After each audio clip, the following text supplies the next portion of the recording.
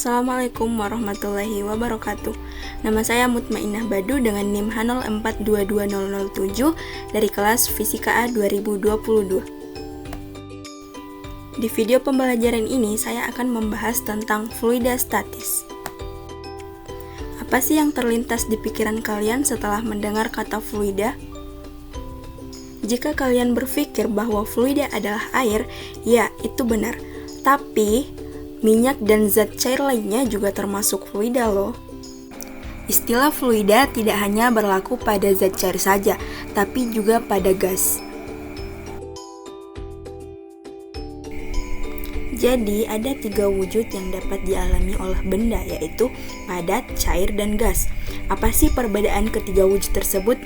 Nah, 3 keadaan ini dapat dikenali dengan mudah dari sifat-sifatnya. Wujud padat mempunyai bentuk dan volume tetap. Wujud cair mempunyai volume yang tetap tapi bentuknya mengikuti wadah yang ditempati. Serta wujud gas mempunyai volume bentuk yang berubah. Perbedaan ketiga fase itu dapat disebabkan letak susunan molekul yang berbeda. Wujud cair dan gas yang mengikuti wadah menyebabkan benda dapat mengalir, disebut zat alir atau fluida. Selanjutnya adalah massa jenis. Massa jenis adalah kerapatan suatu benda yang didefinisikan sebagai massa per satuan volume. Persamaan dari massa jenis adalah Rho sama dengan M per V. Rho adalah massa jenis dengan satuan kilogram per meter kubik, M adalah massa benda dengan satuan kilogram, dan V adalah volume benda dengan satuan meter kubik. Massa jenis merupakan sifat yang khas bagi benda murni. Seberapapun ukuran benda murni, tetap mempunyai massa jenis yang sama meskipun massanya berbeda. Beberapa zat yang telah diketahui massa jenisnya, misalnya air dengan massa jenis 1000 kg per meter kubik dan minyak dengan massa jenis 800 kg per meter kubik. Selanjutnya adalah tekanan. Tekanan yang bekerja pada suatu permukaan didefinisikan sebagai gaya yang bekerja tegak lurus terhadap permukaan persatuan luas. Apabila gaya F bekerja tegak lurus pada permukaan yang luasnya A, tekanan pada permukaan tersebut dituliskan dengan P sama dengan F per A. Dengan P adalah tekanan yang satuannya Newton per meter kuadrat atau dinamakan Pascal, F adalah gaya satuannya Newton, dan A adalah luas satuannya meter kuadrat. P sama dengan F per A artinya apabila tekanan semakin besar maka luasnya semakin kecil. Begitupun sebaliknya, apabila luasnya semakin besar maka tekanannya juga akan semakin kecil. Contoh pengaplikasian tekanan pada kehidupan sehari-hari yaitu misalkan tas yang kita gunakan sehari-hari. Tas yang talinya kecil pasti lebih sakit digunakan dibandingkan dengan tas yang talinya lebih besar.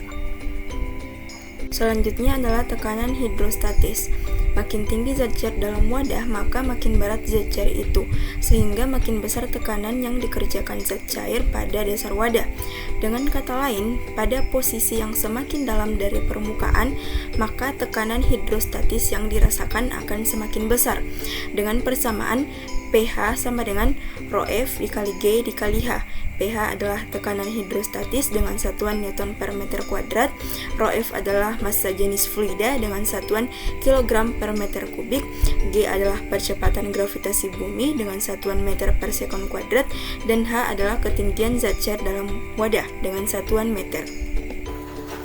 Selanjutnya adalah hukum Pascal.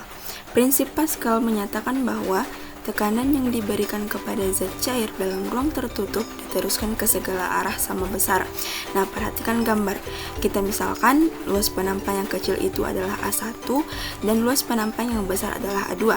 Jika pada luas penampang 1 kita memberikan gaya F1 dan luas penampang 2 mendapatkan gaya F2, maka berlaku hukum Pascal, yaitu P1 sama dengan P2.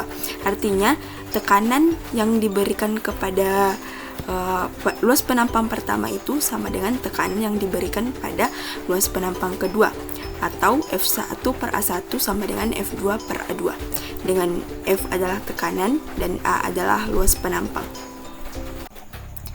Selanjutnya adalah hukum Archimedes. Sebuah benda yang tenggelam di dalam air akan terasa lebih ringan dibandingkan dengan di udara.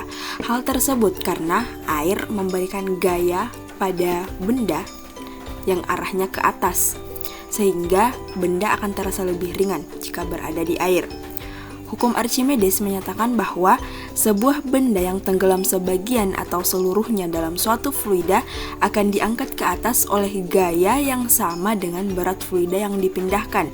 Nah, besarnya gaya ke atas atau gaya apung ini diperoleh dari selisih antara berat benda ketika berada di udara atau WU dengan berat benda ketika tercelup sebagian atau seluruhnya dalam fluida, atau di simbol WF.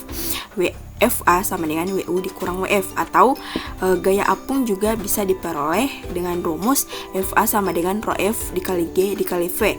Rho F adalah massa jenis fluida, G adalah percepatan gravitasi bumi, dan V adalah volume zat cair yang berpindah. Dengan melihat massa jenis benda dan massa jenis fluida, maka kita peroleh kesimpulan. Jika massa jenis fluida lebih besar daripada massa jenis benda, maka benda akan terapung. Jika massa jenis benda sama dengan massa jenis fluida, maka benda akan melayang. Dan jika massa jenis benda lebih besar daripada massa jenis fluida, maka benda akan tenggelam. Selanjutnya adalah tegangan permukaan. Tegangan permukaan zat cair adalah kecenderungan zat cair untuk menegang sehingga permukaannya seperti ditutupi suatu lapisan elastis. Nah, gaya tegangan permukaan yang dialami oleh kawat yang dicelupkan ke dalam air sabun. Kawat yang lurus, posisi horizontal atau ke bawah, cenderung bergerak ke atas karena pengaruh tarikan gaya permukaan air sabun. Larutan sabun mempunyai dua permukaan, sehingga gaya tegangan permukaan bekerja sepanjang 2L sama dengan D. Nah, tegangan permukaan atau gamma didefinisikan sebagai perbandingan antara gaya tegangan permukaan atau F dan panjang permukaan D di mana gaya itu bekerja. Nah, secara matematis dapat dirumuskan gamma sama dengan F per D. D adalah 2L sehingga gamma sama dengan F per 2L.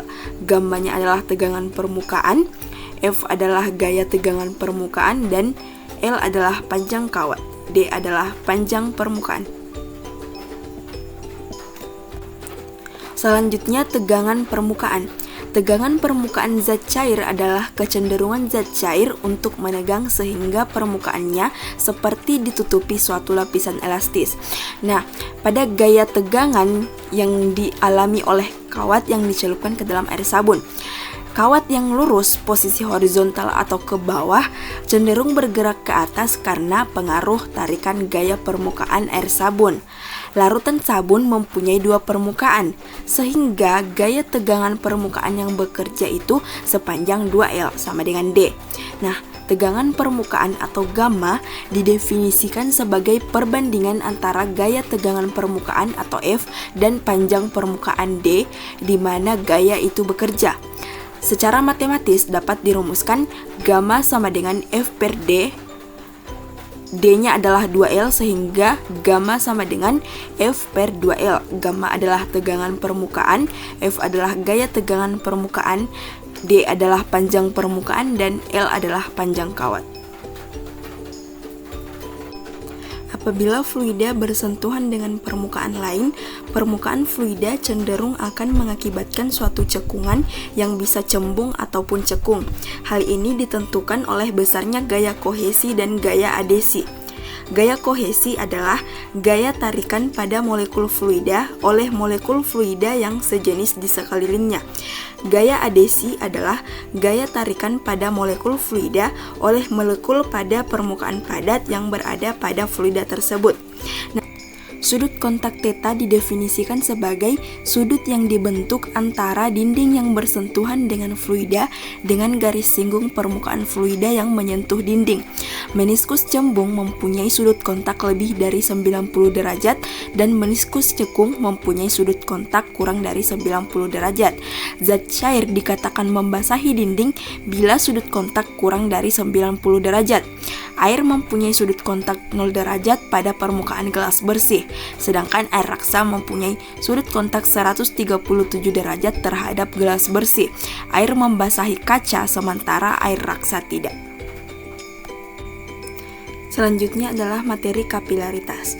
Pengamatan pada tabung yang berdiameter kecil yang dicelupkan sebagian pada zat cair mengakibatkan zat cair akan naik atau turun terhadap permukaan zat cair di sekelilingnya. Nah, gejala ini dinamakan kapilaritas dan pipa berdiameter kecil dinamakan pipa kapiler. Apakah zat cair naik atau turun tergantung dari kekuatan kohesi dan adhesi?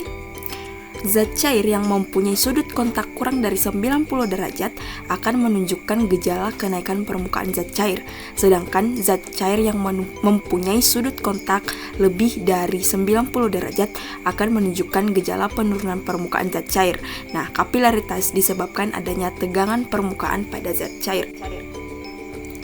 Dalam keadaan setimbang berlaku persamaan 2pi r gamma cos theta sama dengan rho pi r kuadrat Hg, sehingga H adalah 2 gamma cos theta per rho gr.